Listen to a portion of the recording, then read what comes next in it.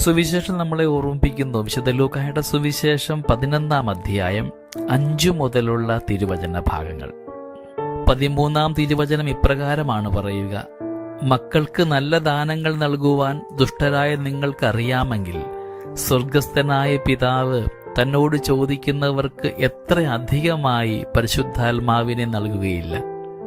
ഏറ്റവും മികച്ചത് നമുക്ക് സമ്മാനിക്കുവാനാണ് ദൈവം ആഗ്രഹിക്കുന്നത്.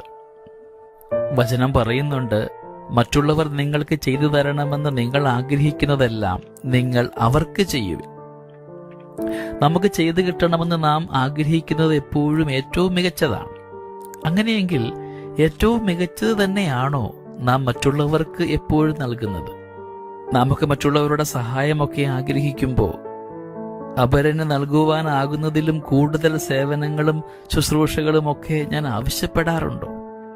നാം ഓരോരുത്തരും ഒരുപാട് പേർക്ക് ഒരുപാട് നന്മ ചെയ്യാൻ വിളിക്കപ്പെട്ടവരാണ്.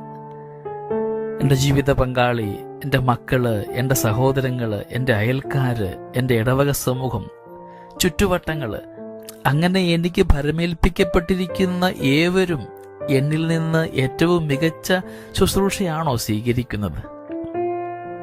സ്നേഹമുള്ളവരെ, നന്മ കൈമാറുവാനായിട്ട് നാം മറ്റുള്ളവരിൽ നിന്ന് ആഗ്രഹിക്കുന്നത് പോലെ നമ്മിൽ നിന്നും മറ്റുള്ളവരിലേക്ക് നന്മ കൈമാറുവാൻ, ഏറ്റവും ശ്രേഷ്ഠമായത് കൊടുക്കുവാൻ പിതാവായ ദൈവം ഏറ്റവും ശ്രേഷ്ഠമായ സമ്മാനം പരിശുദ്ധാത്മാവിനെ നമുക്ക് സമ്മാനിച്ചതുപോലെ നമ്മുടെയൊക്കെ ജീവിത മേഖലയിൽ നമുക്ക് ഏറ്റവും ശ്രേഷ്ഠമായത് ചുറ്റുവട്ടങ്ങൾക്ക് കൊടുക്കുവാനായിട്ട് തീരുമാനമെടുക്കാം. നമുക്ക് പരിശുദ്ധാത്മാവിന് വേണ്ടി ഒരുങ്ങാം.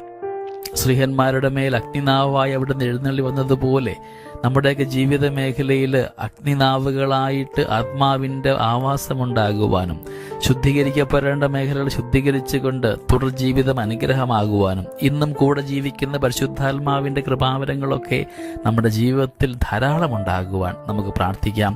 അതിനുള്ള കൃപ ദൈവം നമുക്ക് ദാനമായി സമ്മാനിക്കട്ടെ.